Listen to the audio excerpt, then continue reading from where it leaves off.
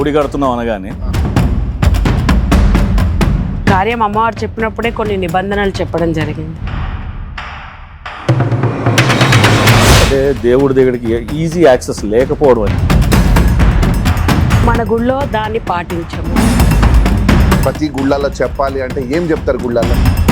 గుళ్ళలోకి వచ్చిన తర్వాత టికెట్లు ఉన్నాయని చెప్తామా? దర్శనానికి సపరేట్ లైన్లో చెప్తామా? లేకపోతే విఐపీల దర్శనాలు చెప్తామా? ఇదే సనాతన ధర్మం చెప్పమన్నదా? అరే నేనేమంటున్నా, దేవుడి పేరు చెప్పి పైసలు ఖరాబ్ చేస్తా చెయ్యకండి. అందులో దేవుడు నాకు కష్టం కలుగుతుంది కాపాడంటే దేవుడు కూడా ఏం చెయ్యలేడు. దాత్రి టీవీలో మీ పర్సనల్ ఇంటర్వ్యూ కోసం, వ్యాపార ప్రకటనల కోసం ఈ నెంబర్కి సంప్రదించండి. Welcome to Dhatri TV. మన భారతదేశంలో గుడి లేని ఊరు లేదు, గుడి లేని వీధి లేదు. ఎన్ని దేవాలయాలున్నా ప్రతి దేవాలయానికి ఓ ప్రత్యేకత ఉంటుంది. అలాంటి ఓ ప్రత్యేకమైన దేవాలయానికి ఈరోజు మనం వచ్చాం. అదే అర్ధనారీశ్వర ఆలయం. ఈ అర్ధనారీశ్వర ఆలయం హైదరాబాద్లో ప్రత్యేకంగా ఇద్దరు దంపతులు నిర్మించారు. వారే మహిపాల్ గారు, మధులత గారు. వారిద్దరు ఈరోజు మనతో ఉన్నారు. Sir, welcome to Dhatri TV. Madam, welcome to Dhatri TV. మంచిగా ఒక శివపార్వతులా ఉన్నారు మీ ఇద్దరు. అసలు ఈ రోజుల్లో జనరల్గా ఒక మనిషి లైఫ్ స్పాన్ తీసుకున్నప్పుడు అంటే బాల్యం, యవ్వనం, తర్వాత మళ్ళీ ఈ బాధ్యతలు, బరువులు, వైవాహిక జీవితం, అన్ని పనులు పూర్తి చేసుకొని అంటే ఒక మనిషి బాధ్యతగా, ఒక తండ్రిగా, ఒక భర్తగా, ఒక అన్నగా, ఆ తర్వాత దేవుడి దగ్గరికి వస్తాడు. దేవుడా ఇక నువ్వే దిక్కు అని. ఈ మధ్యలో దేవుడిని గుర్తు చేసుకుంటూ ఉంటాం కానీ ఆయనకి ఇవ్వాల్సిన టైం ఇవ్వం. కానీ మీరు చూస్తే యంగ్ కపుల్ అసలు ఇక్కడ అంటే ఈ స్థలం ఎంత ప్రైమ్ ఏరియా అంటే హైదరాబాద్లో గజాలని సీట్ల లెక్క మార్చి అమ్ముకునే ఇంత కాస్ట్లీయెస్ట్ ప్లేస్లో ఒక ఆధ్యాత్మిక కేంద్రాన్ని నిర్మించాలని, ఈ ఆధ్యాత్మికత వైపు మీరు అసలు ఎందుకు వచ్చారు? మొదటిగా ఇవన్నీ మనకి కావు. మనం జస్ట్ పేయింగ్ గెస్ట్ లేక మనం విజిటర్స్ వస్తాము, మనం బతుకుతాం, కొన్ని రోజులు ఉంటాము, వెళ్ళిపోతాం. కొన్ని రోజుల తర్వాత నాశనం చేసుకుంటాం. సో అది వచ్చినప్పుడు దేవుడు మనకు ఒక కార్యం కోసం పంపుతాడు ప్రతి ఒక్క మనిషిని. అది మిమ్మల్ని అయినా నన్నైనా.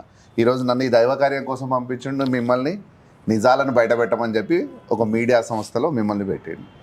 సో దేవుడు ఒక కార్యానికి మమ్మల్ని ఇద్దరిని ఎంచుకున్నాడు. ఆ కార్యమే మాకు అర్థమైంది, మేము చేస్తున్నాం. సో మీరు అన్నట్టు ఏజ్ అయిపోయినాక, రిటైర్మెంట్ అయినాక అది కార్యం కాదు. అది కార్యం అనేది ఎప్పుడు వస్తే అప్పుడు చేయడమే కార్యం. నా లైఫ్ అంతా అయిపోయిన తర్వాత నేను చేస్తా అంటే అది కార్యం కాదు. అంటే దేవుడు మనకి ఈ జీవితం ఇచ్చిందే ఏదో ఒక మంచి పని చేయమని. ఎవరిని దేవుడు దొంగ అవ్వమనో, తప్పు చేయమనో, ఏ జీవికి కూడా జీవం పోయాడా దేవుడు, అవునా కాదా? కానీ మనం మార్చుకుంటూ వచ్చిన మన జీవన విధానాన్ని ఎట్లా బ్రతకాలి, మనం చూస్ చేసుకున్న పాత్ కరెక్ట్ లేక ఇదంతా జరుగుతున్న సమాజంలో ఇదంతా.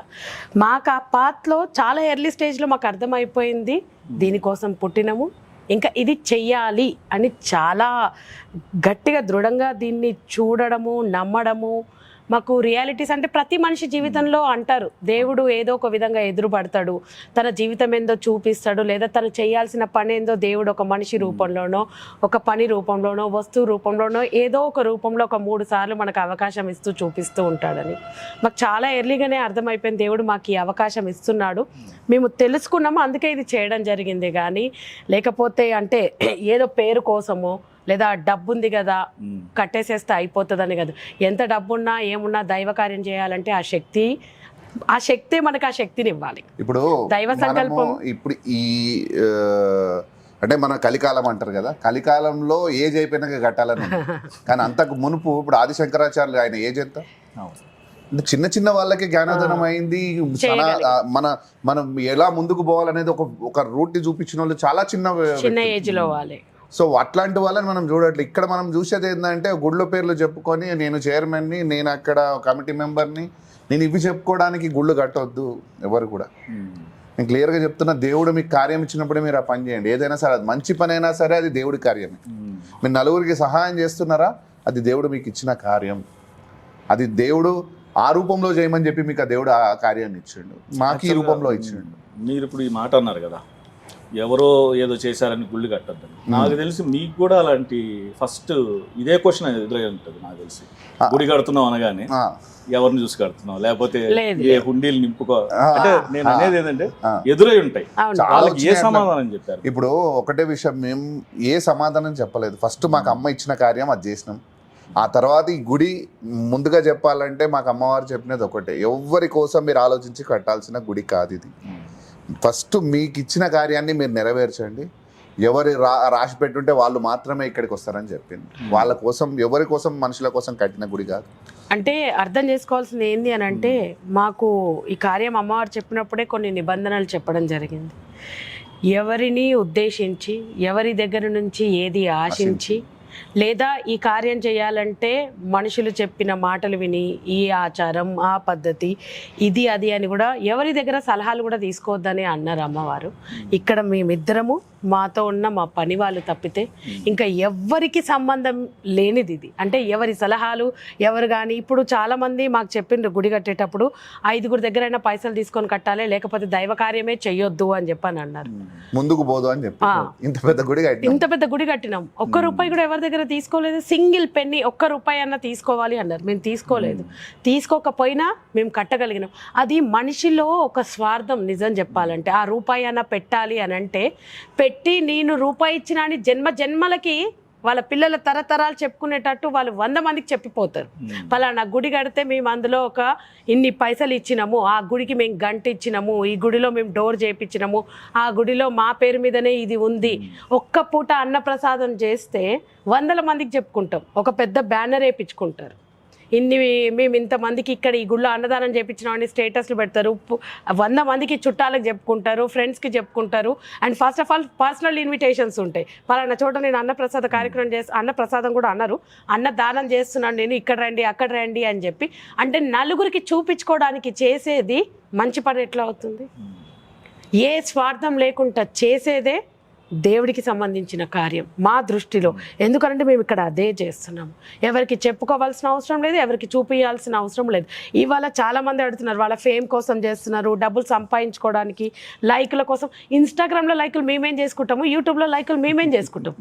ఇప్పుడు మీరు బ్రతుకు తెరువు లేని వాళ్ళకి ఇక్కడికి లోపలికి వచ్చినప్పుడు పార్కింగ్ ఏమైనా వసూలు చేసారా మీ దగ్గర? పంతులు గారు ఏమైనా అర్చన టికెట్ తీసుకున్నారా? లేకపోతే లోపల పంతులు గారు మిమ్మల్ని ఏమన్నా డిమాండ్ చేసిండ్రా డబ్బులు? లేదు. సో ఇక్కడ ఈ సిస్టమ్ జరగాల్సింది ఏంటంటే, దేవుడికి మనుషులకు మధ్యలో ఏదైతే గ్యాప్ ఉందో ఆ గ్యాప్ తీయాలనేదే ముఖ్యమైన ఉద్దేశం. ప్రతి మనిషి ఒక అదే చెప్తున్నాను కదా, గ్యాప్ క్రియేషన్ లోనే మీరు గమనిస్తే రీసెంట్ గా జరిగిన ఇష్యూ అయినా ఒక అంటే దేవుడి దగ్గరికి ఈజీ యాక్సెస్ లేకపోవడం అనేది మొన్న ఒక దురదృష్టకరమైన సంఘటన. తిరుపతిలో ఒక హైప్ క్రియేట్ చేసేసి ఏ రోజైనా దేవుడికి అంటే ఈ రోజు పర్టికులర్ గా వెళ్ళాలి అనే ఏదైతే ఉందో అదే మేము మన గుళ్ళో దాన్ని పాటించము. మేము మమ్మల్ని చాలా మంది వచ్చి అడుగుతారు, అమ్మా ఇవాళ ప్రత్యేకమైన రోజా, ఏమైనా పూజ ఉంటుందా అమ్మా, అజ్జేసరి. దేవుడు ఉన్నాడంటేనే ప్రత్యేకత. సృష్టిని సృష్టించిన ఎదుట ఆయన దగ్గరికి వెళ్ళి నీ కోసం ప్రత్యేకంగా ఈ పూజ చేయాలా అని అడగడమే మన మూర్ఖత్వం. మన తల్లిదండ్రులు మన దగ్గర నుంచి ఏదైతే ఎప్పుడు ఏది ఆశించారో ఆ లోపలికి వచ్చిన ఆ శక్తి కూడా అంతే, మన నుంచి ఏమీ ఆశించరు. నువ్వు రాకపోయినా సరే ఆ దేవుడు దయ నీ మీద ఎప్పటికీ ఉంటుంది. ఎందుకంటే పుట్టించింది ఆయననే నిన్ను, అవునా కదా? మన కన్న తల్లిదండ్రుల నుంచి మనం చాలా దూరంగా ఉంటాం.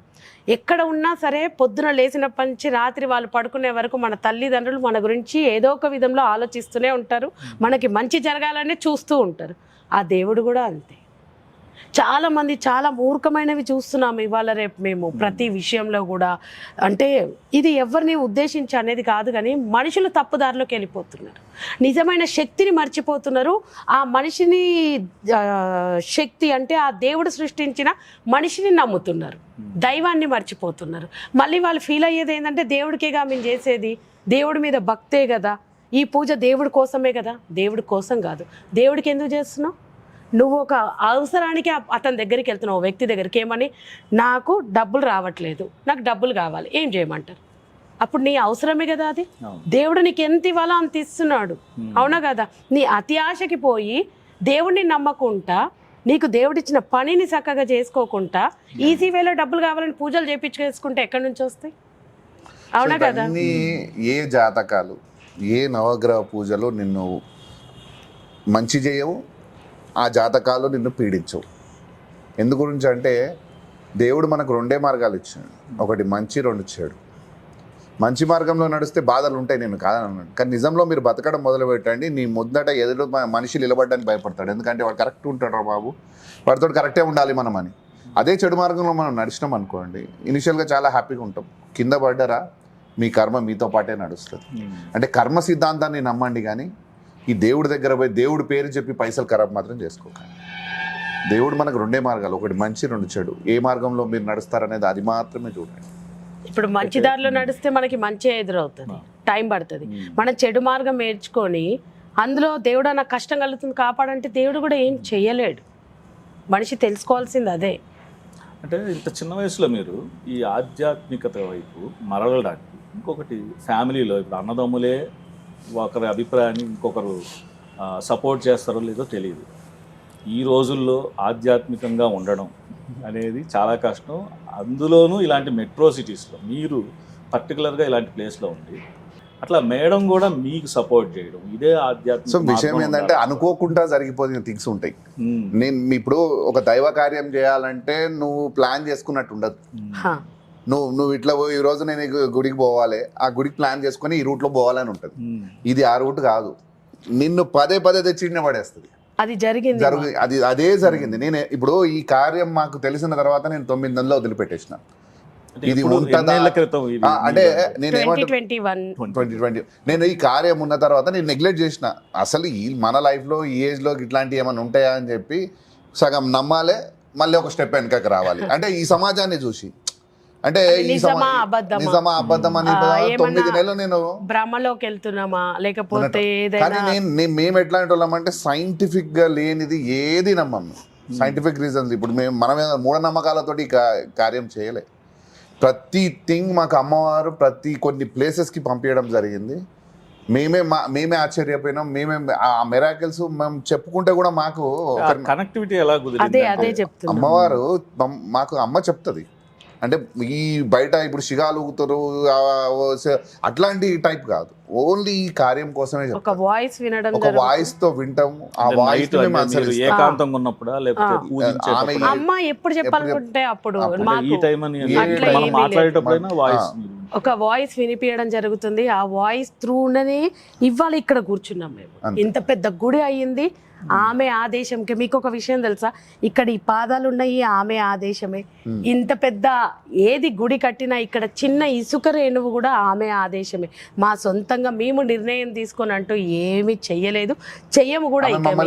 ఈ గుడి కట్టక ముందు కొన్ని ప్లేసెస్ కి పంపించింది మమ్మల్ని. హిమాలయాస్కి వెళ్ళినాం.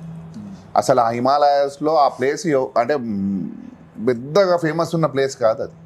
ఒక మారుమూల ఊరిలో తీసుకెళ్ళి మమ్మల్ని ఆ ప్లేస్లోకి వెళ్ళిన తర్వాత ఈ శివపార్వతుల గురించి మాకు అక్కడ మేము తెలుసుకున్న విషయాలు ఉన్నాయి. అసలు మనం ఏం చేస్తున్నాం శివపార్వతుల పట్ల, అసలు ఏంది నిజం అనేది ఆ ప్లేస్లో మాకు అర్థం కావడం జరిగింది. మాకు అమ్మవారు ఆ ప్లేస్ పంపించారు. అక్కడ పోయిన తర్వాత వేరే పని కోసం పోతే ఇంకొక మనిషి మాకు ఎదురై ఆయన తీసుకెళ్ళి మాకు ఇవన్నీ ఎక్స్ప్లెయిన్ చేయడం జరిగింది. ఆ తర్వాత ఆ మనిషి మళ్ళీ దొరకలేదు మాకు. మళ్ళీ ఆ మనిషిని కాంటాక్ట్ అయ్యామంటే కూడా మనిషి దొరకట్లేదు ఇప్పటికి కూడా. సో మీరు చెప్పే మిరకిల్స్ ఇవే చాలా థింగ్స్. అసలు శివపార్వతుల గురించి ఒక చోటనే కాదు, మేము ఎక్కడో అంటే హిందీలో విన్న మాటలు మళ్ళీ తమిళనాడులో ఒక వ్యక్తి నోట్లో తమిళ్లో వినడం జరిగింది. అదే అంటే పదే పదే మేము ఇది వద్దు ఇది కాదు అన్నప్పుడల్లా ఇంకొకసారి సరే వెళ్ళి చూద్దాము, నిజమా అబద్ధమా మనకు కూడా అర్థమైపోతుంది కదా. ఎందుకు ఒకవేళ నిజమైతే మనం చాలా తప్పు చేసిన వాళ్ళం అవుతాము. ఒక అడుగు వేసి చూద్దాం, ప్రయాణమే కదా ఏముంది అని చెప్పన్నట్టుగా వెళ్ళినాం మేము. సినిమా చెప్తా, ఐందవ వేదం అని ఒక సిరీస్ ఉన్నది, ఏడా ప్లస్ మన Z5 లో ఉంటది. ఆ సిరీస్ చూడండి. అంటే ఒక మనిషి మనం వద్దనుకున్నా దేవుడు తలిచినప్పుడు దేవుడు తీసుకొచ్చి ఆడనే పడేస్తాడు. ఎన్ని రూట్లు డివైడ్ అయిపోతున్నా మళ్ళీ ఆ ఎండ్ ఆఫ్ ద డే మళ్ళీ ఆ రూట్ కి రావాల్సింది. అది మా లైఫ్ అదే అదే మా 4 years జర్నీ మేము అమ్మవారు మాతో చేపించింది కూడా అదే ఆ సినిమా చూస్తే ప్రతి ఒక్కరికి కూడా అది మా లైఫ్ అర్థమైపోతుంది మేము ఎందుకు నమ్మాల్సి వచ్చింది అని. అంటే ఈ జనరేషన్ అమ్మాయి ఒక శక్తి కార్యానికి సంబంధించి పుట్టి ఉంటుంది, వాళ్ళ వంశం నుంచే జరగాలని ఉంటుంది, వాళ్ళ లైఫ్ చేంజ్ అయ్యి వేరే వాళ్ళు ఇవి అవి చాలా మనం ఎట్లనో అట్లనే ఉంటుంది తన లైఫ్ కూడా.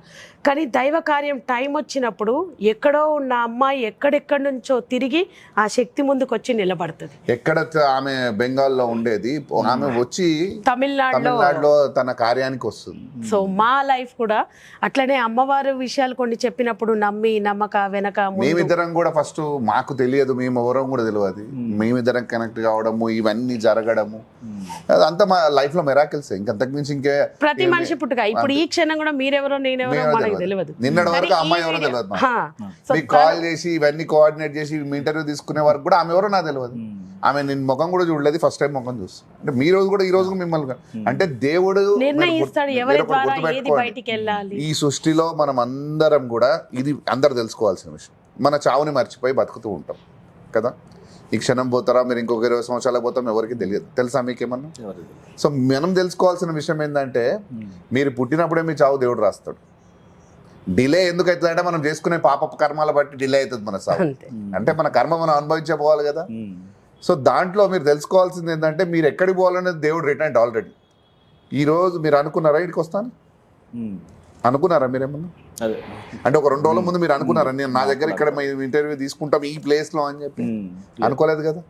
సో మీ లైఫ్లో ఎప్పుడో రిటర్న్ దేవుడు ఈరోజు ఈ క్షణానికి మీరు ఇక్కడికి రావాలని, మేము మా లైఫ్లో కూడా రిటర్న్ ఈరోజు మీతో నేను మాట్లాడాలని. సో దేవుడు ఎప్పుడో రిటర్న్ ఇది ఆ ప్రాసెస్ ని ఒక్కొక్క అడుగు అడుగున చేస్తూ కంప్లీట్ చేస్తూ మనని ఆ ప్లేస్ కి తీసుకెళ్తాడు దేవుడు. అయితే ఇప్పుడు ఈ అంటే ప్రజెంట్ లైఫ్లో జనరల్గా ఎన్నో తత్వాలు ఉన్నాయి. శివతత్వం ఉంది, ఆవిడ మహాశక్తి ఆవిడ తత్వం ఉంది, ఇట్లా ఎన్నో తత్వాలు ఉన్నప్పుడు ఈ అర్ధనారీశ్వర తత్వం విశిష్టత ఏంది, ఇప్పటి మనుషులకి దీని అవసరం ఎంత? సో మీకు అర్ధనారీశ్వర తత్వం గురించి ఎవరికి తెలుసు? మీకేం తెలుసో చెప్పండి. మనకు తెలిసినంత వరకు అదే, ఎప్పుడైతే అర్ధనారీశ్వరులుగా వాళ్ళు అమ్మవారికి సగభాగం శివయ్య ఇచ్చిండు, లేకపోతే ఒక ఋషి శాపం వల్ల వాళ్ళిద్దరు అర్ధనారీశ్వర రూపంలో అయినారు. ఇంత మాత్రమే తెలుసు మనం అందరికి. కానీ మనం తెలుసుకోవాల్సింది ఏంటంటే ఈ సృష్టికి మూల కారణమైన రూపమే అర్ధనారీశ్వర రూపం. ఎలా సృష్టి ఎలా పుట్టింది అని అంటుంటాం మనం? ఒక శక్తి పుట్టింది, ఆది పరాశక్తి అంటాం. ఆది పరాశక్తికి కొడుకులు ఎవరు? 3 కొడుకులు, బ్రహ్మ విష్ణు మహేశ్వరులు. ఈ సృష్టి ఇదే కదా మొదలు. సో మళ్ళీ మనమేమంటాం ఈ సృష్టికి అమ్మా నాన్నలు శివపార్వతులు అని చెప్తాం. మరి ఎవరు ఆ శక్తి? ఈ శివపార్వతుల అని ఆ శక్తే ఈ శివపార్వతులు. ఆది పరాశక్తి అంటారు. ఆది అంటే శివయ్య, పరాశక్తి అంటే అమ్మ. ఆది పరాశక్తి రూపమే ఈ అర్ధనారీశ్వర రూపము. ఎలా అయింది మరి ఈ సృష్టికి అమ్మా నాన్నలు ఎలా అవుతారని కూడా మన బుల్లో చాలా మంది ఉన్నారు. ఇప్పుడు సృష్టికి అమ్మా నాన్నలు శివపార్వతులు, అమ్మా నాన్నలు శివపార్వతులు అంటాం. కానీ ఎలా అయ్యారు శివపార్వతులు మరి అమ్మా నాన్నలు? సో ఎలా అయ్యారు కూడా తెలుసుకోవాలి కదా. మీకు అర్ధనారీశ్వర రూపం చూస్తే మీకు కరెక్ట్గా అర్థమవుతుంది. సో ఇక్కడ నేను చెప్తాను మీకు, ఈ సృష్టికి అమ్మా నాన్నలు అంటున్నాం. ఇప్పుడు మీకు అమ్మా నాన్నలు ఉన్నారు, అందరికీ అమ్మా నాన్నలు ఉంటారు. మన అమ్మా నాన్నల నుంచి ఏదో ఒక పోలికలు మీకు వస్తాయి కదా, వస్తాయా? ప్రతి ఒక్కరి అమ్మా నాన్నల నుంచి ఏదో ఒక పోలికలు వస్తాయి. మరి ఈ సృష్టికి అమ్మా నాన్నలు వాళ్ళ నుంచి కూడా మనకి ఏదైనా పోలికలు రావాలి కదా. పోలికలు కాదు, అర్ధనారీశ్వర రూపమే మీ శరీరము. ఇది ప్రతి ఒక్కరిలో ఉంటుంది. అది ఆడవాళ్ళలో కానీ మగవాళ్ళలో కానీ అర్ధనారీశ్వర రూపం ఉంటుంది. ఎలా ఉంటుంది మీరు ఎప్పుడైనా విగ్రహాన్ని గమనించండి కరెక్ట్. ఈసారి వచ్చినప్పుడు మీ శరీరాన్ని అర్ధనారీశ్వర రూపంలో ఊహించుకోండి. ఎట్లా మిడిల్ నుంచి డివైడ్ చేసుకొని కుడి పక్కన శివయ్య భాగం అయితే ఎడమ పక్కన అమ్మవారి భాగం కింద ఊహించుకోండి. మీరు కుడి పక్కన బలంగా ఉంటారా? శివయ్య లేక బలంగా ఉంటారు, అమ్మ లేక నాజుగ్గా ఉంటారు ఎడమ పక్కన. సో కుడితో పోల్చుకుంటే ఎడమ పక్కన మీ సైజెస్ తేడా ఉంటాయి. గమనించారు ఎప్పుడన్నా? గమనించలేదా? గమనించారా? సో ఇంకా ఆడపిల్లలకు తెలిసిపోతుంది. కుడి గాజేమో టైట్గా ఉంటుంది, ఎడవ పక్క గాజేమో. మీరు కూడా ఒక ఏదన్నా ఇట్లాంటి కడెం లాంటిది వేసుకోండి, సేమ్ కడెం. ఇదేమో టైట్గా వస్తుంది, ఇదేమో లూజ్గా ఉంటుంది. గమనించారు ఎప్పుడన్నా మీరు? కొత్త చెప్పులు కొన్నప్పుడు అలా కన్ఫ్యూజ్ మనకు. రైట్ లెగ్ ఏమో టైట్గా ఉంటుంది, లెఫ్ట్ లెగ్ లూజ్గా ఉంటుంది. ఎందుకు ఉంటుంది అని సైన్స్ కూడా ప్రూవ్ చేయలేదు ఇంతవరకు. మీ శరీరమే అర్ధనారీశ్వర రూపం. ఇంకొక విషయం, శక్తి లేకపోతే శివుడు శవంతో సమానం అంటారు కదా. ఎందుకని? ఇప్పుడు మీరు కూడా శక్తి లేకపోతే శవంతో సమానం అంటారు. మీ బాడీ చల్లబడిపోతే మనిషి చనిపోయినట్టు. అది ఎక్కడ ఉంటుంది? శక్తి లేకపోతే మీరు కూడా శవంతో సమానం. ఎడమ పక్కన బాగానే ఎవరు ఉంటారు? అమ్మ. అమ్మ దగ్గర ఏముంటుంది? హృదయం.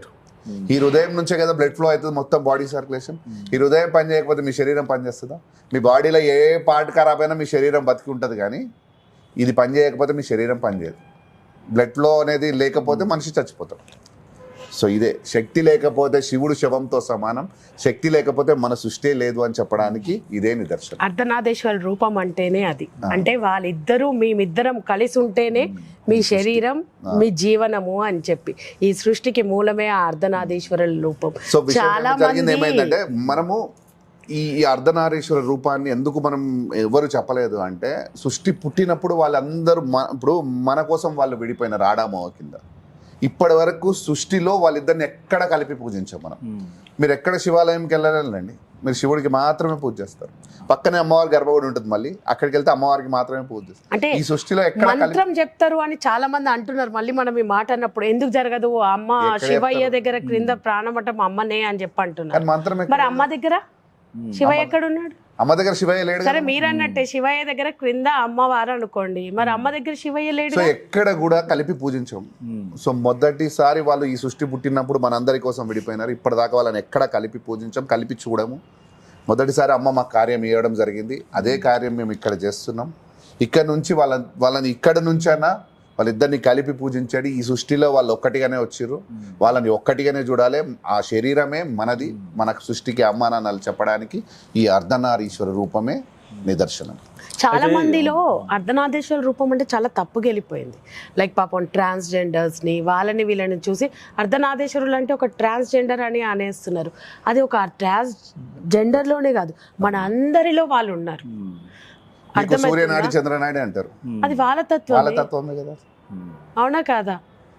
సైన్స్ ప్రకారంగా చూసుకుంటే చాలా ఉంది, చెప్తా పోతే ఇంకా మీ ఇదే సరిపోదు. ప్రతి ఒక్కళ్ళు సనాతన ధర్మాన్ని వాళ్ళకి నచ్చిన విధంగా చెప్తున్నారు. ఒకళ్ళు వచ్చి ఇది నేను చెప్పేదే సనాతన ధర్మం ఒకళ్ళు అంటున్నారు, ఇంకొకళ్ళు వచ్చి అప్పటిదే ఇప్పుడు మారలేదు అంటున్నారు. మార్పు చెందుతూ ఉంది. వీటిని ఏమంటారు? అసలైన సనాతన ధర్మం అంటే ఏంటి? అసలు సనాతన ధర్మం అంటే ఏం డిఫైన్ చేస్తారు అసలు? అంటే ముస్లిమ్స్ వాళ్ళని వీళ్ళని కొడుతున్నారు, తిడుతున్నారు, అదే మన సనాతన ధర్మమా? అది కాదు కదా. నేను చెప్పేది ఒకటే విషయం, సనాతన ధర్మం అంటే ఈ సృష్టి ఎలా నడవాలనేది ఆ ధర్మం చెప్పింది. మనం ఎలా ఈ ప్రకృతిని ఎలా మాకేమిచ్చింది అనేది ఆ సనాతన ధర్మం చెప్పింది. ప్రకృతిలో నుంచి మనం ఏం నేర్చుకోవాలనేది సనాతన ధర్మం. మనిషి జీవన విధానం ఎలా ఏందనేది సనాతన ధర్మం చెప్పింది. అంటే ఒక మనిషికి సహాయం చేయమని చెప్పి సనాతన ధర్మం నేర్పించింది. మనిషి పోయి కొట్టమని చెప్పి సనాతన ధర్మం చెప్పలేదు. ఒక మనిషిని నిందించమని, దూషించమని, లేకపోతే నాకు తెలిసిందే నిజమో నేనే కరెక్ట్ అని చెప్పమని సనాతన ధర్మం చెప్పలేదు. కానీ మన వాళ్ళు ఏం చేస్తున్నారు, ఈ యూట్యూబ్ వచ్చినప్పటి నుంచి ఇంకోటి విషయం, సనాతన ధర్మము మన క్రిస్టియన్స్లకి వెళ్ళిపోతున్నారు మన వాళ్ళు. మనం పోయి ప్రతి గుళ్ళల్లో చెప్పాలి అంటే ఏం చెప్తారు? గుళ్ళల్లోకి వచ్చిన తర్వాత టికెట్లు ఉన్నాయని చెప్తామా? దర్శనానికి సపరేట్ లైన్లో చెప్తామా? లేకపోతే విఐపీల దర్శనాలు చెప్దామా? ఇదా సనాతన ధర్మం చెప్పమన్నదా? సనాతన ధర్మం ఈ గుళ్ళల్లో ఫస్ట్ జరిగే మోసాలని ఫస్ట్ ఆపాలి. ఈ సనాతన ధర్మం తీసుకోవాల్సినది మొదటది ఏంటంటే దేవుడికి మనిషికి దూరం తీసేయండి, తగ్గించొద్దు, తీసేయాలి. పేదవాడికి మనిషికి దేవుడికి ఇప్పుడు మీరున్నారు, నేనంటే ఒక టికెట్ కొనేసుకొని వెళ్ళిపోతాను.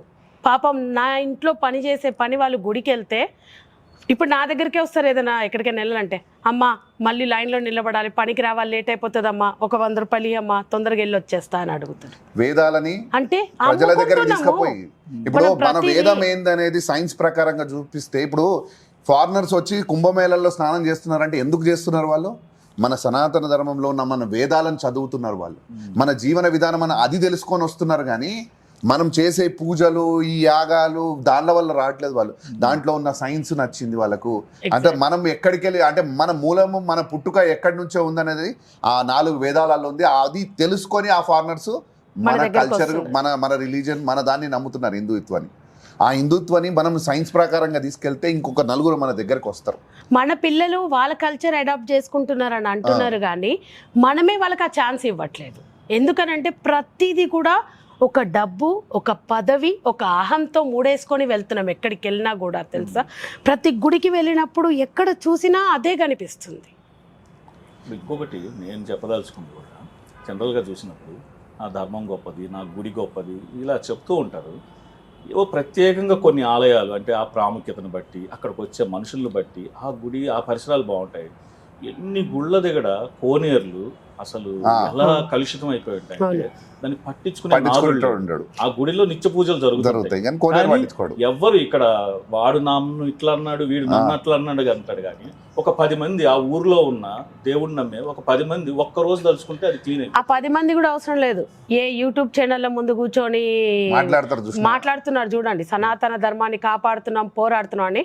ఫస్ట్ ఈ పని ఆపేసి మీ కెమెరాలే పట్టుకొని వెళ్ళి మీరు చేయాల్సిన పని saying is easy but doing is very difficult. చేసి చూపియండి. సనాతన ధర్మాన్ని కాపాడడం అంటే మాటలతో కాదు, చేతలతో.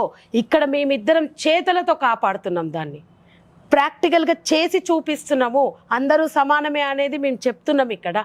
మీ అందరికీ కూడా నేను చెప్తుంది అదే, వెళ్ళి చేసి చూపియండి. కెమెరా ముందు కూర్చొని మాట్లాడితే ఏమొస్తాయి? వ్యూలు వస్తాయి, పైసలు వస్తాయి. అది మీ బతుకు తెరువు కోసం.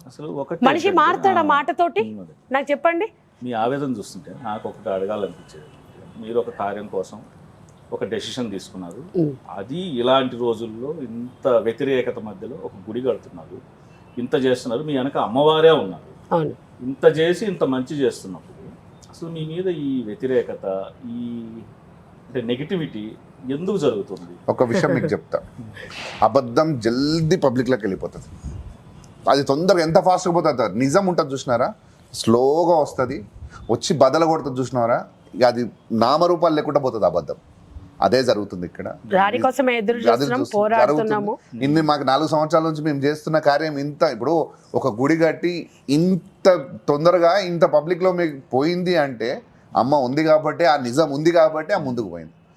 అబద్ధం ఎంతనన్నా పోనండి, మేము ఇక్కడ తప్పు చేస్తే తప్పు 100% మేమే తీసుకుంటాం. ఇక్కడ మేము నిజమే మాట్లాడుతున్నాం, ఆ నిజమే ముందుకు పోతుంది. ఆ నిజం బయటికి వచ్చిన రోజు అందరి నోళ్ళు మూసుకుంటారు. అంతే. అంతకుమించి ఇంకా వేరే దాని గురించి చెప్పడం కూడా వేస్ట్. సో సనాతన ధర్మం గురించి మీరు అడుగుతున్నారు కాబట్టి నేను క్లియర్గా అందరికి ఒకటే విషయం చెప్తున్నా. ఏదైతే మన వేదాలు ఉన్నాయో మంచితనానికి వాడండి. మీరు ఫైట్ చేయండి, మన పాఠ్య పుస్తకాలలో పెట్టండి, చదువులో పెట్టండి మన సనాతన ధర్మం గురించి. అసలు ఏమున్నది అనేది మన పాఠ్య పుస్తకాలలో పెడితే పిల్లలు అక్కడి నుంచే మొదలవుతుంది. ఒకప్పుడు ఎన్ని గురుకులాలు ఉండేటి, గురుకులాలన్నీ ఎక్కడ పోయినాయి? ఇంగ్లీష్ కల్చర్ తీసుకొచ్చి పెట్టినాం మనం. ఇప్పుడు ఇంగ్లీష్ చదివితే నా కొడుకు ఫారెన్ పోతే అది సనాతన ధర్మం కనపడతలేదు. మనం ఈరోజు ఇంగ్లీష్ చదివితే మనం పెద్ద గొప్పగా అనుకుంటాం. మన సంస్కృతం ఎక్కడ పోయింది? అమ్మ నాన్న అంటే కూడా నామూష్ అయిపోయింది. ఇప్పుడు మన సంస్కృతం ఎక్కడ పోయింది? మన వేదాలు ఎక్కడ పోయినాయి? అవి నేర్పండి పిల్లలకి. ఎంతో సైన్స్ ఉంది అందులో. అవిటిని పక్కకు పడేసి ఒక ఫారెన్ నుంచి ఒక కేంబ్రిడ్జ్ అంటారు ఈరోజు, లేకపోతే ఐసిఐసి సిలబస్ అంటారు. ఇవి మన వేదాలు పనికిరావా? ఒకప్పుడు నలంద యూనివర్సిటీ చాలా గొప్పది అని చెప్తారు, అందులో అన్ని బుక్కులు. అట్లాంటి వేదాలు మన దగ్గర 100 ఉన్నాయి. ఎందుకు మనం తీసుకొస్తలేం? దాన్ని తీసుకొచ్చి ముందడ పెట్టండి, పిల్లలకు ఇప్పటి నుంచే మొదలు పెట్టండి. దాని గురించి పోరాడమనండి. ఈ సనాతన ధర్మం దాన్ని నేర్పియమనండి. అవతల మనిషిని దూషించి వాళ్ళు ఈ తప్పు చేసిండ్రు ఆ తప్పు చేసిండ్రు అని చెప్పే బదులు మంచిగా కెమెరా ముందు కూర్చొని, ఇగో పిల్లలు మీకు ఇది నేర్పిస్తున్నాము, ఇది మన ధర్మము, ఇది మన వేదంలో ఉంది, గుడికి ఎందుకు వెళ్ళాలి, గుడికి వెళ్ళినప్పుడు వస్త్రాలు ఎందుకు సాంప్రదాయ దుస్తుల్లో వెళ్ళాలి, ఎందుకు అమ్మాయి జుట్టు విరబూసుకోకూడదని చెప్పండి. పిల్లలు ఫాలో అవుతారు. వన్స్ ట్వైస్ థ్రైస్ మీరు పదే 100 మంది ఒకే మాట చెప్పినప్పుడు ఆచరిస్తారు. కానీ ఒకళ్ళు రైట్ ఒకళ్ళు రాంగ్ అని చెప్పే లోపల కన్ఫ్యూజ్ అయ్యి వాళ్ళకి నచ్చిందే చేస్తున్నారు. మేము కూడా అదే చెప్తున్నాం. మేము చాలామంది చాలా విధాలుగా మాట్లాడుతున్నారు, కానీ ఈ సనాతన ధర్మాన్ని కాపాడుకోవాలి అని అనుకున్న వాళ్ళకి ఫస్ట్ ఏది నిజం ఏది అబద్ధం వాళ్ళు తెలుసుకొని 10 మందికి చెప్పాలి. వాళ్ళే కన్ఫ్యూజన్లో ఉంటారు, వాళ్ళే కొట్టుకుంటారు. గుళ్ళకి ఎందుకు పోతారు అనేది ఎవరు తెలియదు. అంటే ఒక కోరిక అయితే దేవుడితో బేరం ఆడడానికి పోతారు. నాకు ఇది నీకు ఇది ఇస్తా, ఇంతకు మించి దేవుడి గురించి ఏం లేదు. అసలు గుళ్ళకి ఎందుకు వస్తున్నాం అనేది తెలుసుకోండి ఫస్ట్. అసలు గుడికి ఎందుకు పోవాలనేది మనం తెలుసుకో. మనం తెలుసు. పరిగెట్టుకుంటూ వచ్చేస్తాం. నేను ఏమంటున్నా, మీ పిల్లలు చాలా మంది పిల్లలు వాళ్ళ తల్లిదండ్రులను క్వశ్చన్ అడిగి ఉంటారు ఇప్పటి వరకు. నా బర్త్డే ఉంటుంది, బర్త్డే ఉండగానే గుడికి తీసుకుపోతావు, పంతులు గారు ఏదో మంత్రాలు చదువుతాడు, బొట్టు పెడతారు, ఇంత ప్రసాదం ఏంగానే తినేసి మనం వస్తాం, ఒక 4 ఫోటోలు దిగుతాం గుడి ముంగట, బర్త్డే అయిపోతుంది. సో అక్కడ పోయి వస్తున్నాం, ఎందుకు పోవాలనేది పిల్లలు కూడా చాలా మంది క్వశ్చన్ అడుగుతాం. అంటే తల్లిదండ్రులకే తెలియదు అసలు ఏముంటుంది అనేది అక్కడ. కానీ ముందుగా తెలుసుకోవాల్సింది, ప్రతి ఆలయం ఒక సైన్స్ మ్యూజియం లాంటిది. ఎందుకు సైన్స్ మ్యూజియం లాంటిది అంటే, ఇప్పుడు ఇంత ప్రశాంతంగా ఉంటుంది ఇక్కడ, మరి కాంపౌండ్ వాళ్ళు దాటినాక ఎందుకు ఉండదు ప్రశాంతత? ఎప్పుడైనా ఏ తల్లిదండ్రులను గమనించలేదు కదా. ఎందుకు ఈ ప్రశాంతత ఇక్కడ ఉంటుంది? ఇక్కడ ఏమన్నా మనం కరెంటు పెట్టి మిషన్లు పెట్టినామా? పెట్టలే కదా. అదే గాలి, అదే దుమ్ము, అదే ధూళి అన్నీ తిరుగుతున్నాయి కదా. మరి గుళ్ళో ఎందుకు ఈ ప్రశాంతత ఉంది? ఎవడన్నా దీన్ని గమనించిండా? ఎవడు గమనించాడు. సో ఇక్కడ జరిగే తంతు తెలుసుకోవాలి మనం, ఎందుకు ఈ ప్రశాంతత ఉంటుందని తెలుసుకోవాలి. సో ఇక్కడ పంచభూతాలు ఐక్యమై ఉంటాయి. ఇక్కడ సృష్టి నియమాన్ని పాటిస్తూ ఉంటాం మనం. సృష్టి నియమం అంటే ఏంది? ఎవరైనా పాటిస్తున్నామా? ఎవరు పాటిస్తున్నాం తెలుసా సృష్టి నియమాన్ని? ఆ జంతువులు, పక్షులు పాటిస్తాయి. ఏంది సృష్టి నియమం? ఉదయం 6 గంటలలో కంటే ముందే లేచి అన్నీ క్లీన్ చేసేసుకొని ఆ సూర్యుడు ఉదయించే ముందే అన్నీ క్లీన్ అయి ఉంటే ఆ పంచభూతాలు ఐక్యమై ఆ సూర్యోదయం దాంతో పాటు ఆ సూర్యుడి కిరణాలతోటి మనకు వచ్చి ఇక్కడ వచ్చి స్ప్రెడ్ అవుతాయి. ఆ పంచభూతాలు ఐక్యమైన తర్వాత లోపల ఒక శక్తి దేవుడు విగ్రహం ఉంటుంది. విగ్రహం కింద ఒక యంత్ర ప్రతిష్ఠ చేస్తాం, ప్రాణ ప్రతిష్ఠ అంటాం. దానికి శక్తి ఎలా పెరుగుతుంది అంటే ఈ పంచభూతాలు ఐక్యమైన తర్వాత పంతులు గారు చదివే మంత్రాలు, ఆ మంత్రానికి ఆ శక్తి పెరుగుతూ ఉంటుంది రోజు బై రోజు. అక్కడ ఇచ్చే ఆరతి, జరిగే క్రియ, తంతు ఇవన్నీ జరగడం వల్ల ఈ ప్రశాంతత అనేది ఇక్కడ పెరుగుతూ ఉంటుంది. గుడిలో గోపురం దానికోసం, దాని నుంచి పైన ఒక గోపురం ఉంటుంది, దానిపైన ఒక కలశం పెడతాం. దాన్ని ఎందుకు పెడతాం? ఆ శక్తిని ఆ కలశం నుంచి తీసుకొచ్చి ఆ ధ్వజస్తంభానికి అంటిస్తే ఈ చుట్టుపక్కల ఉన్న ఏరియా అంతా కూడా ఆ ప్రశాంతత, ఆ మ్యాగ్నెటిక్ వేవ్స్ అనేది స్ప్రెడ్ అవుతాయి మొత్తం. ఇప్పుడు గుళ్ళోకి పోతే చెప్పులు లేకుండా పోవాలంటారు. అది దేవుడి మీద గౌరవంతో కాదు, నీకు భూమితో కనెక్షన్ ఉండడానికి. భూమితో నీకు కనెక్షన్ ఉంటే ఆ మ్యాగ్నెటిక్ ఏదైతే వేవ్స్ ఉంటాయో ఆ వేవ్స్ నీకు కనెక్షన్ అయ్యి నీ గుడిలోకి రాగానే ఆ ప్రశాంతమైన వాతావరణం వస్తుంది. గుడి దానికోసం కట్టిరు. గుడి జీవన విధానాన్ని నేర్పుతుంది. ప్రశాంతత గుడిలో ఎందుకు ఉంటుంది అంటే ఆ పంచభూతాలు ఐక్యమయ్యి ప్రతిదీ అంటే సృష్టితో మనము లేస్తున్నాము ఆ నియమాన్ని పాటిస్తూ సూర్యాస్తమయ్యేటప్పుడు దాంతో అంటే దేవుడు మనకిచ్చిన నియమాన్ని పాటిస్తే అందరి జీవితం ప్రశాంతంగా.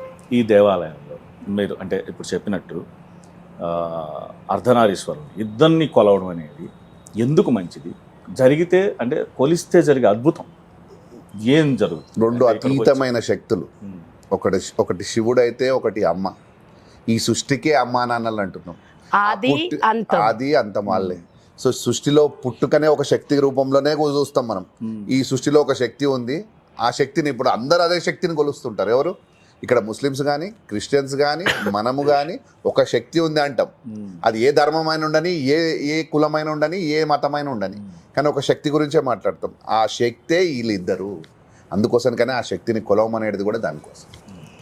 సో మీరు అన్నట్టే వాళ్ళని కొలవడం వల్ల ఏం జరుగుతుంది అని అంటే ఒక మనిషి జీవన విధానం ఎవరినైనా ఆశీర్వదించేటప్పుడు ఏమని ఆశీర్వదిస్తారు? శివ పార్వతుల లెక్కలో ఉండండి, ఆ ఆది దంపతుల లెక్కలో ఉండండి అని అంట. వాళ్ళే చెప్తున్నారు కదా ఈ సృష్టికి మూలం జీవన విధానం నేర్చుకోవాల్సింది ఆది దంపతుల నుంచే. నువ్వు ఎక్కువ నేను తక్కువ కాదు, మన ఇద్దరిది కలిపి ఒకే దేహం, ఒకే ప్రాణం, ఒకే మాట, ఒకే అర్థం. వాళ్ళ తత్వమే అది. అక్కడిక్కడ మనకు జీవన విధానము, భార్యాభర్తలు ఎట్లుండాలి, ఒక తల్లి తండ్రి ఎట్లుండాలి, ఒక ఆడ మొగ ఎట్లుండాలని ఆ శివపార్వతులు ఇక్కడ చూపిస్తున్న రూపతత్వమే మన గుడి చుట్టూ కొటేషన్స్ ఉంటాయి. అవి మీకు అర్థమవుతుంది ఇప్పుడు చెప్తుంటూ ఉంటే. నేను ఒక విషయం చెప్తాను. గుడి చుట్టూ కొటేషన్స్ ఉన్నాయి. ఇప్పుడు మీ అర్ధనారీశ్వర రూపమే మీ శరీరం కాదు, మీ తత్వం కూడా శివపార్వతులదే. మీ తల్లిదండ్రులు మీతోటి శివపార్వతుల లెక్కనే ఉన్నారు, మీరు మీ పిల్లలతోటి శివపార్వతుల లెక్కనే ఉంటారు. ఎలా ఉంటారు? 2-3 ఉదాహరణలు చెప్తాను మీకు. మొదటిది ఉదాహరణ, ఇప్పుడు అంతకుముందు నాకు శివపార్వతుల తత్వం ఎట్లాంటిదో తెలుసుకోవాలి మనం. శివయ్య ఎలాంటి వాడు? బోలాశంకరుడు, ముక్కోపి, ఏది అడిగితే అది ఇచ్చేస్తాడు, పెద్దగా మనని ఇబ్బంది పెట్టాడు. అమ్మవారి తత్వం ఏంది? ఆమె చాలా జాగ్రత్తగా ఉండాలి అమ్మవారితోటి. ఏది నిజమో ఏది అబద్ధమో ఇమీడియట్గా తేల్చేస్తుంది. ఆమె ఈ లోకాన్ని వెళ్తున్న తల్లి అని చెప్తూ ఉంటాం అమ్మవారి గురించి. ఇది అమ్మవారి తత్వం, ఇది శివయ్య తత్వం. ఇక్కడ మన తల్లిదండ్రులని ప్రతి ఒక్కరి తల్లిదండ్రులు ఇట్లనే ఉంటారు, మీరు గమనించండి. ఇప్పుడు నేను చెప్తాను మీకు ఎగ్జాంపుల్, మీకు అర్థమవుతుంది. మీ అమ్మ నాన్నలు మీరు తీసుకోండి.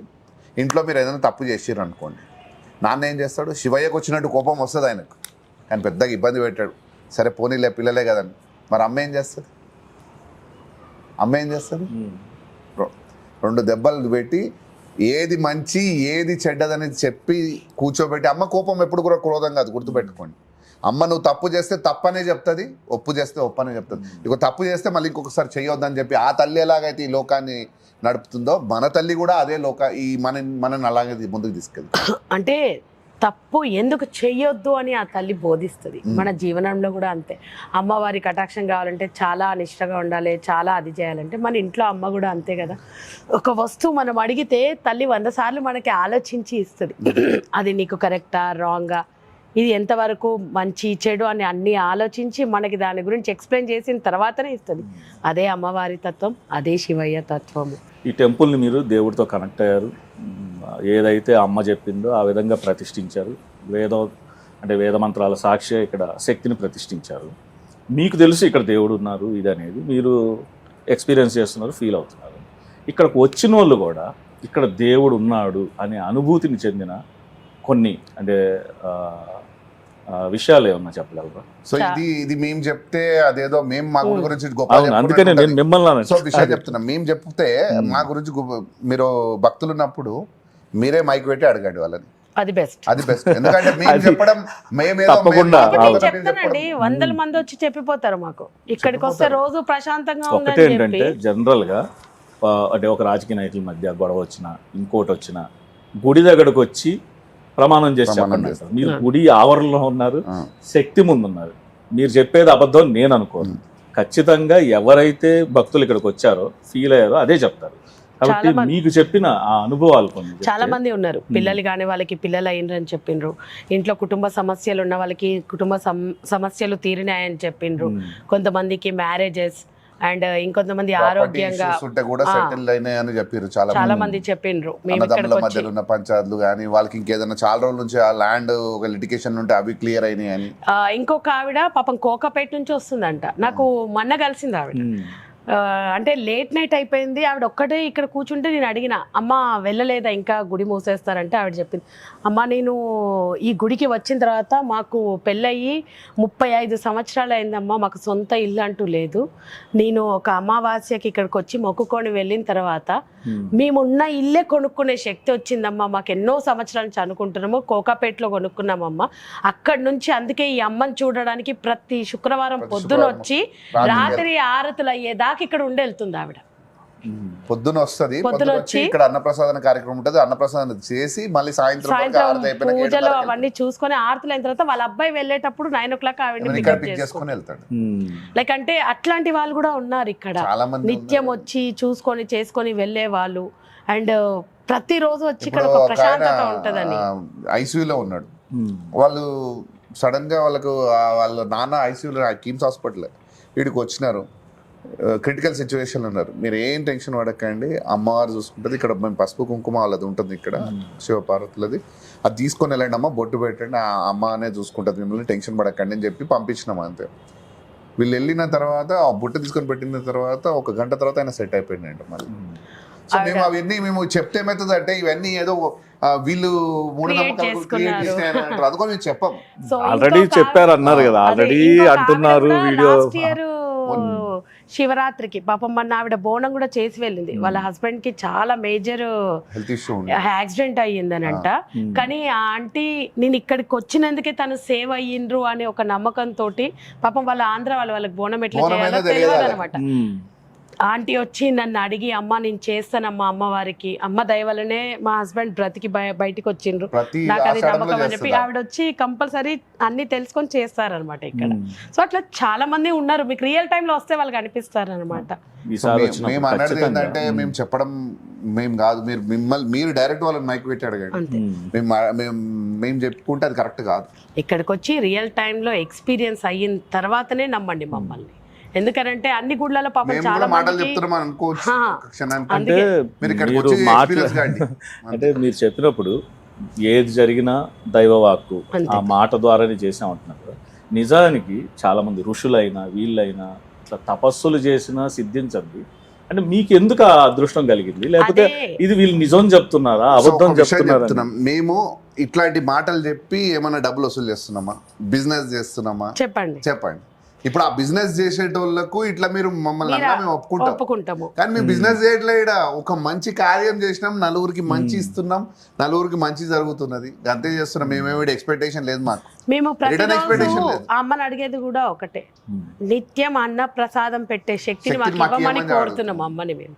ఇప్పుడు ప్రస్తుతానికి ప్రతి శుక్రవారం 1000 నుంచి 1500 మందికి పెడుతున్నాం. మా ఇద్దరి కోరిక ఏందని అంటే ఎవరు వచ్చినా ఇక్కడ ఆ టయానికి భోజనం చేసి వెళ్ళాలి, అంత శక్తి మాకు రావాలని కోరుతున్నాం.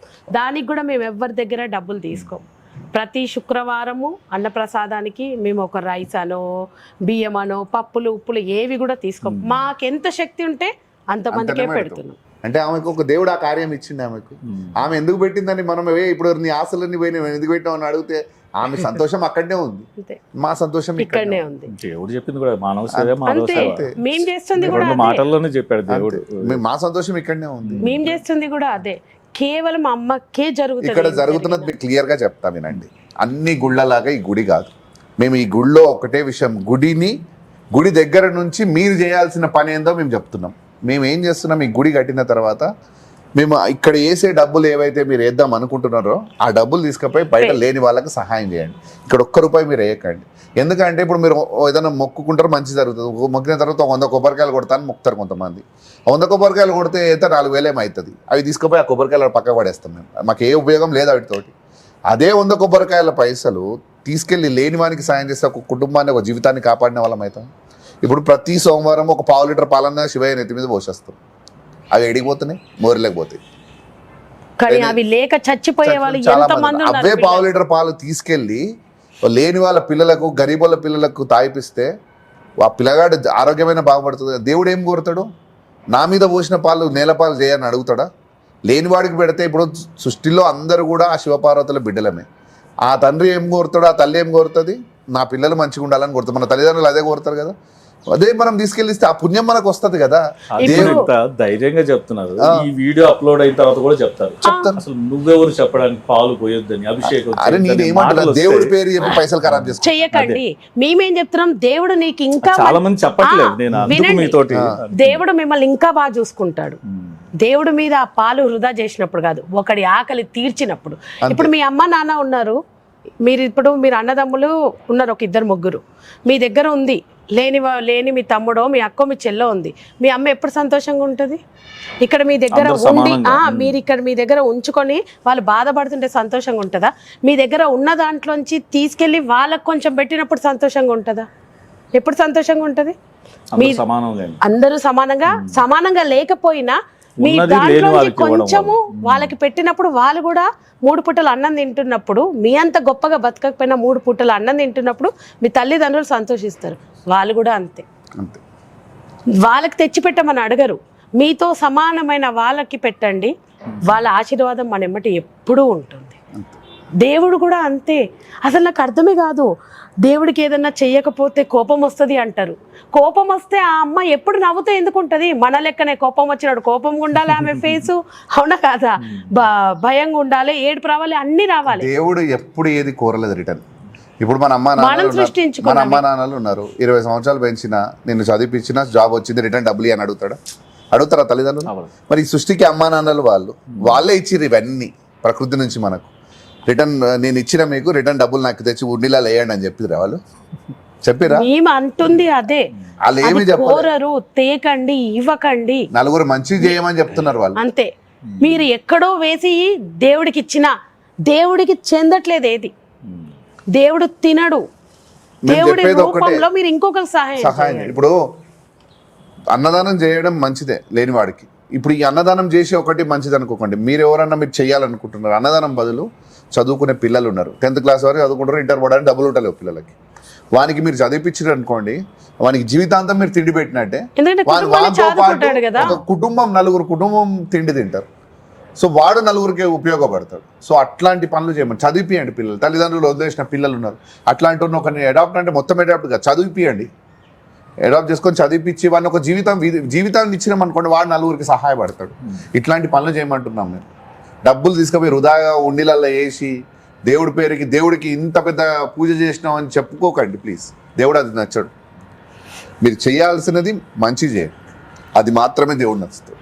అంతే. మొత్తానికి మహిపాల్ గారు మీ ఆలోచనలు కానివ్వండి, ఏదైనా ఈ గుడి పెట్టింది వ్యాపారానికి కాదు, ఈ వ్యాపార స్థలం కానీ ప్రాంతం మాత్రం ఆధ్యాత్మిక. అలానే అసలు మీ భవిష్యత్ ప్రణాళిక అంటే అమ్మవారు చెప్పినప్పుడు మీరు ఎలా చేయండి అలా చేయండి అనేది పక్కన పెడితే, ఇది మీకంటూ ఒక అంటే మీ జీవితాశయం లేకపోతే మీ జీవితంలో మీకు ఒక లక్ష్యాన్ని ఏమన్నా నిర్దేశించారా? ఈ క్షణం మా జీవితం ఎప్పుడు మారుతుందో మాకే తెలియదు. ఇప్పుడు మేము ఈ క్షణం చచ్చిపోతున్నా సంతోషమే మాకు. విషయం ఏమంటున్నాం, ప్రజెంట్ లో బతుకుతున్నాం అంతే. రేపు పొద్దున ఏం జరగాలనేది మాకు వస్తే అది మాత్రమే చేసుకుంటూ పోతాం. ఇంకా ఏదో చేయాలనేది ఆలోచన మాకు లేదు. వెనకది మేము మర్చిపోయినాం. ఈ క్షణం బతుకుతున్నాం, ముందుది మాకు తెలియదు. మాకు తెలియదు. మేము ఆశించేది ఒక్కటే, నిత్య అన్న ప్రసాదం, ఆ శక్తిని అదొక్కటి చేయాలనేది మా ఆలోచన. చేస్తున్నాం. ఈ గుడి వరకు మాత్రం మేము చేయాలి. మిగతావన్నీ ఆ తల్లికి సంబంధించిన చాలా బాగా నీట్గా. అది కూడా నేను ఏం చెప్తున్నానంటే, నిత్య అన్నదానం మేము చేసిన ఇప్పుడు ప్రతి శుక్రవారం మేము అన్నం ప్రసాదం చేస్తాం. ఎంత ఆనందంగా ఉంటుంది అంటే మాకు అక్కడ ఆటోలు నడుపుకునే వాళ్ళు, ఈ చుట్టుపక్కల చిన్న చిన్న స్విగ్గీ జొమాటో నడుపుకునేటోళ్ళు, జెప్టో వీళ్ళు నడుపుకునేటోళ్ళు, వైర్లు ఎయిర్టెల్ వైర్లని ఆ వైర్లు లాగేటోళ్ళు, లేబర్ పని చేసుకునేటోళ్ళు, ఇట్లాంటి వాళ్ళు వస్తే ఎంత ఆనందంగా ఉంటుంది అంటే మాకు.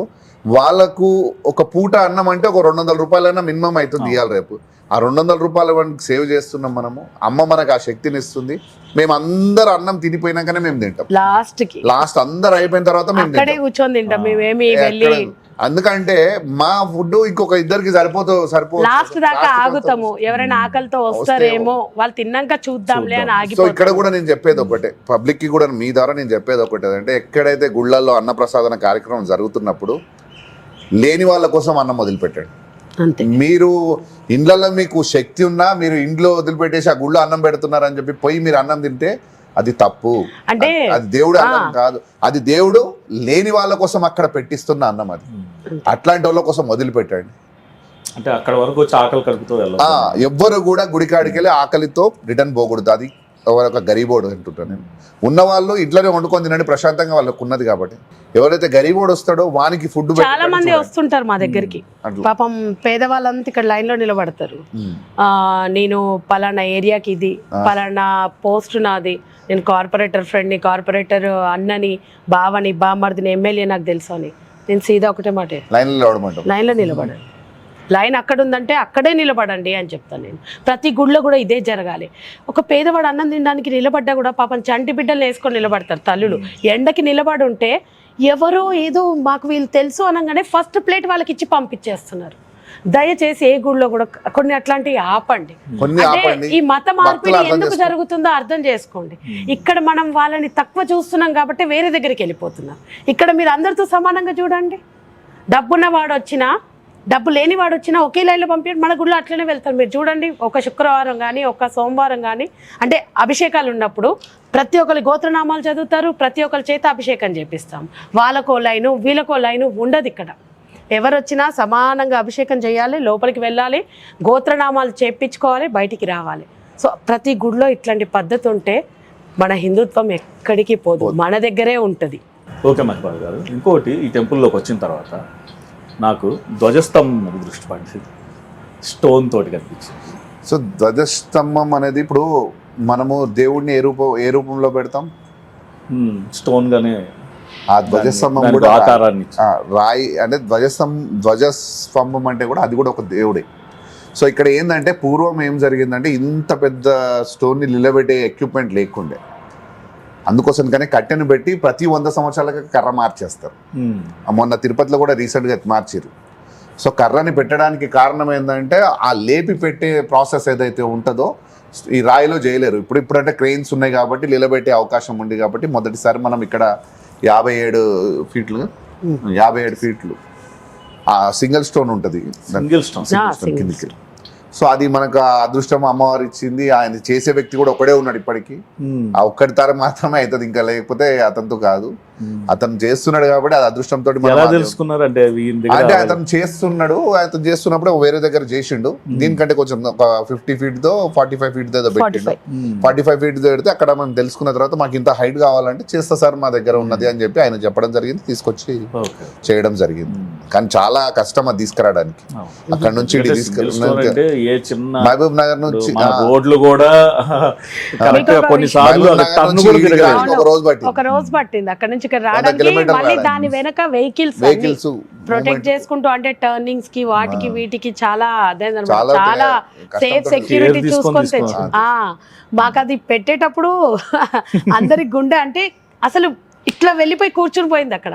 మేమందరం అయిపోయింది ఇంకా పడిపోతుందేమో అనే మూమెంట్ లో టెన్షన్ లో ఉండే. అతను కూడా తెచ్చిన అతను కూడా ఒక్క సెకండ్ లో వెళ్ళి అది అట్లా కూర్చుని పోయింది. మా అందరికి ఆశ్చర్యం, అదే అంత పెద్ద సింగిల్ స్టోన్ లేపేటప్పుడు మేము పడిపోతుందని అనుకున్నాం, టెన్షన్ పడ్డాం కానీ ఒక్క సెకండ్ లో అట్లా వెళ్ళి కూర్చుంది అది అక్కడ. అదొక మెరాకిల్ మాకు, అంతే. అంతకు మించి ఇంకేం లేదు.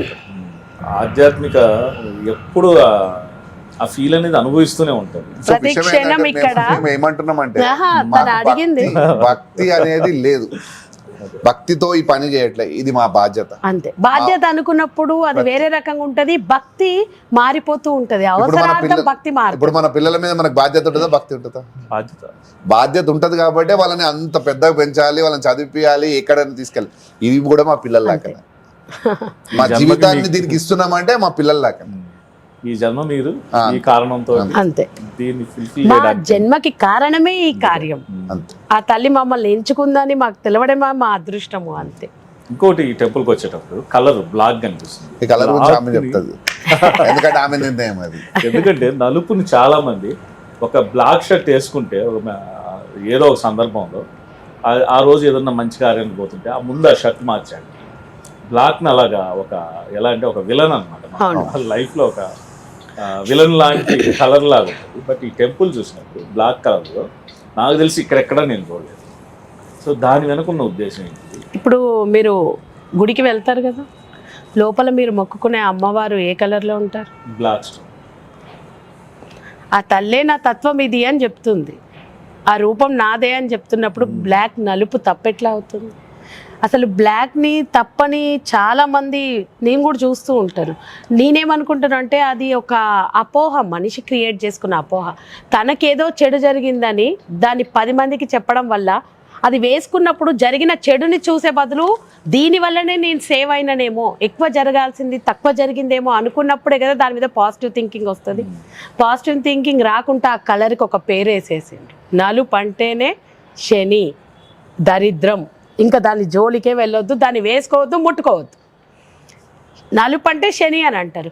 మా ఇద్దరి దృష్టిలో శనీశ్వరుడు అంటే అమ్మ మన జీవితంలోకి రావడం, స్వయంగా శనీశ్వరుడి రూపంలోనే అమ్మ మన జీవితంలోకి రావడం.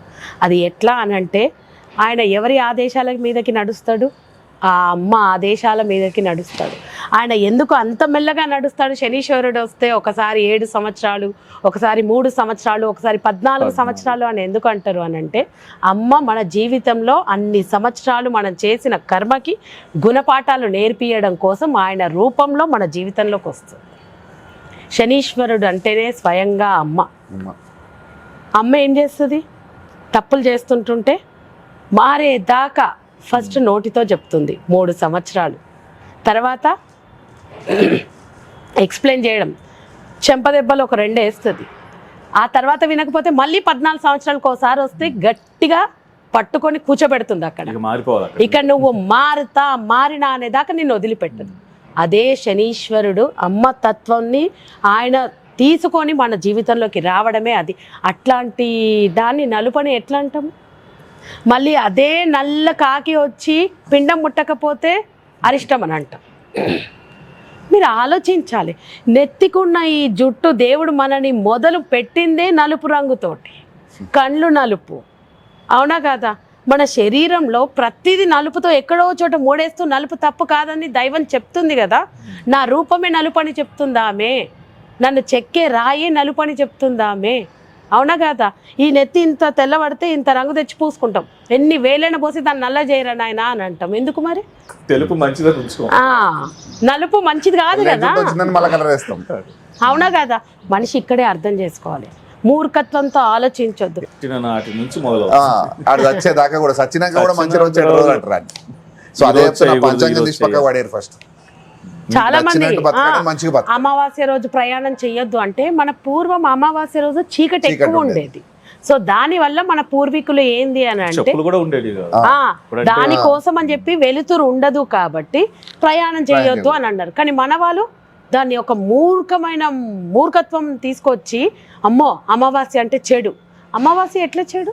ఇప్పుడు మనిషి చనిపోతే నెత్తికాడ దీపం పెడతాం, అది ఒక ఆచారం కింద పెడుతున్నాం. ఎందుకు పెడుతున్నాం? ఆ దీపం ఎందుకు పెట్టేటోళ్ళు అంటే పూర్వం ఎవరికి కనపడేది కాబట్టి, ముఖం కనపడేది కాదు కాబట్టి, లైట్లు ఉండేటి కాదు, అది వచ్చిన వాళ్ళు ఆయన చూడాలి, చివరి చూపు ఎట్లా చూస్తారు? ఆ దీపం పెట్టేటోళ్ళు. సో బయట ఇంటి బయట నిప్పేసేటోళ్ళు. నిప్పేస్తే రెండు దానికి సంకేతం. అది ఒకటేమో రాత్రి అంతా మనిషి ఇంటి పక్కన ఉంటే ఆ స్మెల్ కి ఏదైనా క్రూర జంతువులు వచ్చే అవకాశం ఆ రోజుల్లో. సో దాన్ని ఇంకోటి ఏంటంటే ఒక మనిషి ఇంటి ముంగట వాళ్ళ ఇంట్లో ఏదో ఒక చెడు జరిగిందనే దానికోసం నిదర్శనానికి ఇంటి బయట ఈ నిప్పు పెట్టేటోళ్ళు. ఇది రెండు జరిగేది.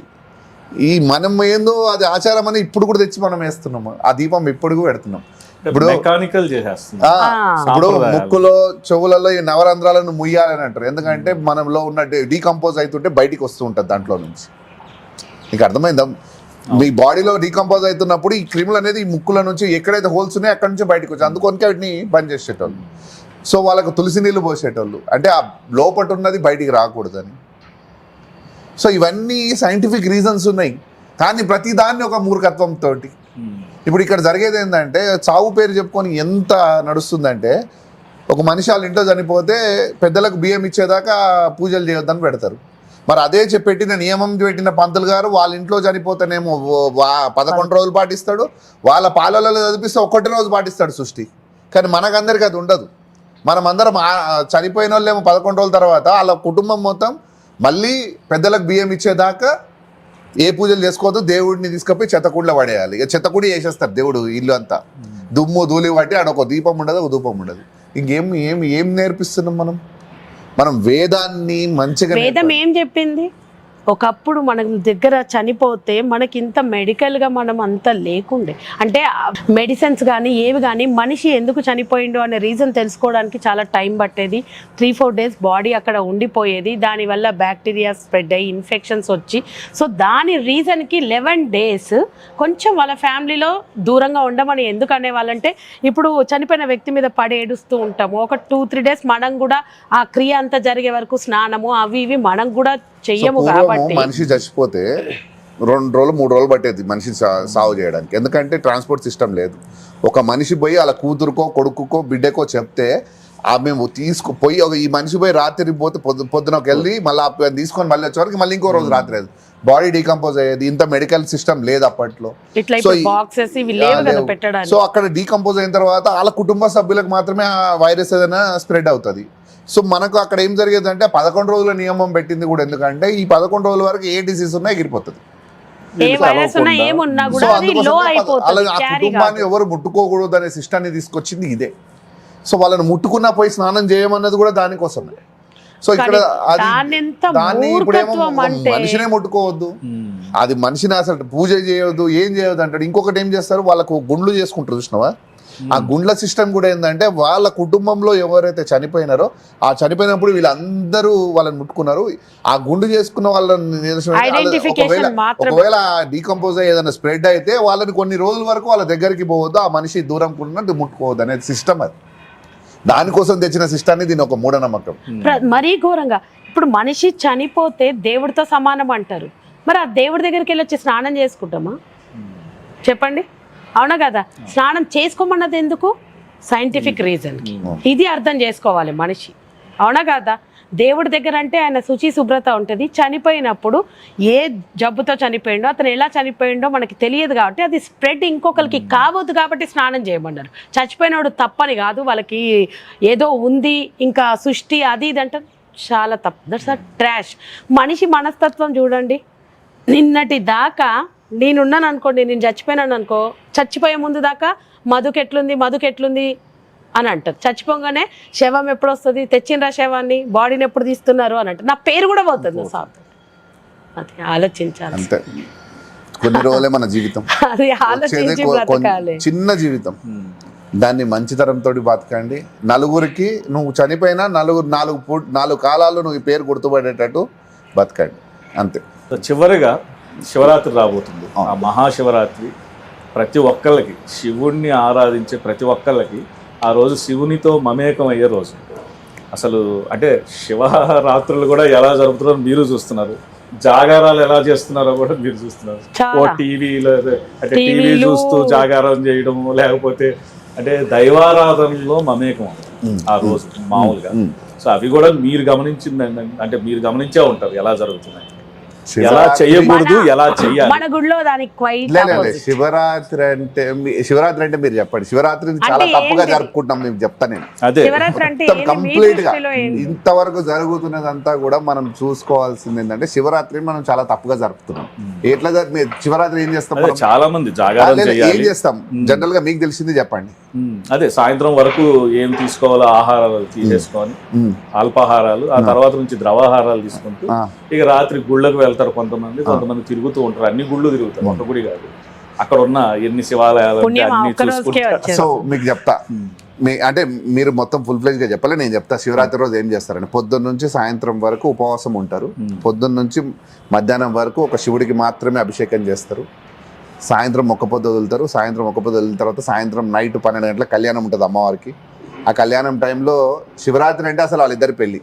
కానీ మనం ఏం చేస్తామంటే శివరాత్రి రోజు ఒక కళ్యాణం, అమ్మవారు వస్తుంది ఆ టైంకి, ఇద్దరు కలిసి కళ్యాణం చేస్తాము. ఆ కళ్యాణం అయిపోగానే అమ్మవారిని పక్కన పెడతాం, మళ్ళీ శివుడిని కూడా పడతాం. ఇక శివ శివ అని కూడా మళ్ళీ అభిషేకాలు చేసుకుంటూ కూర్చుంటాం. ఇది కాదు ఇక్కడ జరిగే తంతు. మాకు అమ్మవారు ఏదైతే చెప్పిన తంతు మీకు చెప్తా. ఏదైతే అమ్మవారు ఆదేశించి ఇది మాత్రం ఇట్లా మాత్రం చేయాలి. ఎందు గురించి అంటే శివరాత్రి అంటే వాళ్ళిద్దరి కళ్యాణం రోజు. ఆ రోజు శివుడికి అమ్మవారికి కళ్యాణం అయింది. పొద్దున నుంచి మధ్యాహ్నం వరకు వాళ్ళిద్దరికి కలిపి అభిషేకం జరుగుతుంది. సాయంత్రం వరకు కూడా వాళ్ళిద్దరి ఆరాధన జరుగుతుంది. ఆ సాయంత్రం అయిన తర్వాత అందరూ వదిలిన తర్వాత కళ్యాణం ఇక్కడ 8 గంటలకు మొదలవుతుంది. 8 గంటలకు కళ్యాణం మొదలైన తర్వాత 11 గంటల వరకు కళ్యాణం జరుగుతుంది. కళ్యాణం అయిపోయిన తర్వాత వాళ్ళిద్దరిని తీసుకొచ్చి గర్భగుడిలో పెట్టి ఏకాంత సేవలో పెట్టి తాళం వేసి ఇక్కడి నుంచి అందరినీ పంపించేస్తాం. ఇక్కడ ఎవరిని కూడా ఉంచం. అసలు జాగరణ లాంటి భజనలు లాంటి ఇక్కడ జరగవు. ఇక్కడ జరిగేది ఏంటంటే వాళ్ళిద్దరు ఏకాంత సేవలో పెట్టి అసలు లింగోద్భావన సమయం అంటే మనం అందరం జాగరం చేయడానికి, రెండు అతీతమైన శక్తులు ఐక్యమయ్యే సమయము. మన పూర్వీకులు కూడా మనని ఒక సర్టన్ టైం వరకే జాగారాన్ని చేసి వాళ్ళిద్దరిని ఆరాధించమని చెప్పిండ్రు. కానీ మనం ఎట్లాంటివి చేస్తున్నాము? పూజలు అవి ఇవి తర్వాత 12 వరకే ఒక నిష్టగా ఉంటాము. ఆ తర్వాత టీవీలు, ఆటలు, ఏవేవో సంథింగ్. దేవుడి ధ్యానంలో మనం ఉండట్లేదు. దేవుడి ధ్యానంలో ఉండడం అంటే ఓపెన్ స్కైలో ఆ రెండు అతీతమైన శక్తులు ఏకమయ్యే ఆ కొద్దిగా సేపు మాత్రమే ఆ శక్తులు ఒకటైనప్పుడు వాళ్ళ నుంచి వచ్చే ఆ అద్భుతమైన శక్తిని మనలో తీసుకోవడమే మనము శివరాత్రి. ఫస్ట్ యాక్చువల్లీ ఏంటంటే మనం చేస్తున్న తప్పు ఏంటంటే పొద్దున్న సాయంత్రం దాకా శివుడు ఎంబడి పడతాం. అమ్మవారి కళ్యాణం టైంకి వస్తుంది, పక్కకి వెళ్ళిపోతుంది. కానీ ఆ తప్పు చేయకండి. వాళ్ళిద్దరి కళ్యాణం చేయండి, వాళ్ళిద్దరిని ఏకాంతంగా ఉంచండి. పెళ్ళి అయిన తర్వాత మనం ఏం చేయాలి? మనం పెళ్లి చేసుకుంటాం జనరల్గా, వాళ్ళిద్దరిని ఏకాంతంగా వదులుతాం కదా. మరి ఇక్కడ వదులుతున్నాం మనం. ఈ సృష్టి పుట్టినప్పటి నుంచి అమ్మవారిని ఆయనతో కలిపి ఎక్కడా చూడట్లేదు, ఆయనని కలిపి పూజిస్తలేము. వాళ్ళిద్దరు కలుపుతూనే కదా ఒక అద్భుతమైన శక్తి వస్తుంది. ఆ శక్తిని జాగరణ రూపంలో లింగోద్భావన సమయంలో 15 నిమిషాలు ఉంటుంది. ఆ 15 నిమిషాలు మనం అది తీసుకొని సైలెంట్గా ఇంటికి వెళ్ళిపోయి శివ శివ అనుకుంటే భజన వేసుకుంటే శివయ్య నియంబడి వస్తాడు, కానీ అమ్మవారేం పడిపోతాడా? పోడు కదా. రాత్రి మనుషులు మనం చేసుకున్న పెళ్ళే ఒక్కసారి మెడలో తాళి కట్టగానే ఏమంటాం? అమ్మ తీయొద్దు, వేరు కావద్దు, ఒకే దగ్గర ఉండండి, కలిసే వెళ్ళండి, కలిసే తినండి, కలిసే. మరి దేవుణ్ణి ఎందుకు వేరు చేస్తున్నాము? ఆ ఆది దంపతులను ఎందుకు దూరం చేస్తున్నాము? అవునా కదా. మాకైతే అమ్మవారు ఇచ్చిన కార్యం అదే. మేము గత 4 సంవత్సరాల నుంచి కూడా మన గుడిలో 3 సంవత్సరాల నుంచి కూడా అదే చేయడం జరుగుతుంది. 4వ సంవత్సరము. ఇక మీదట కూడా మేము అదే జరుగుతాం. మన గుడిలో 6 రోజుల తంతు జరుగుతుంది అమ్మవారికి శివరాత్రి నుంచి. అంటే శివరాత్రికి 2 రోజుల ముందు నుంచి మొదలవుతుంది. తర్వాత శివరాత్రి, మళ్ళీ ఆ తర్వాత ఒక 3 రోజులు ఉంటుంది. మీరు వచ్చి చూడొచ్చు, చాలా బాగా ఘనంగా జరుగుతుంది అమ్మవారికి, స్వామివారికి. ఇంతవరకు చూడలేదు, మళ్ళీ మొదటిసారి వాళ్ళకి మంగళ స్నానాలు జరుగుతాయి, గౌరీ పూజ జరుగుతుంది, స్వామి వారికి ఉపనయనం జరుగుతుంది. చాలా ఉత్సవాలు బాగా చేస్తాం మేము ఇక్కడ అమ్మవారికి, స్వామి వారికి. ఏవైతే నిజంగా వాళ్ళకి జరగాలో అది జరుగుతుంది. కళ్యాణం రోజు మీరు కాల్స్ లైవ్ కూడా పెట్టుకోవచ్చు. తప్పకుండా. Thank you so much.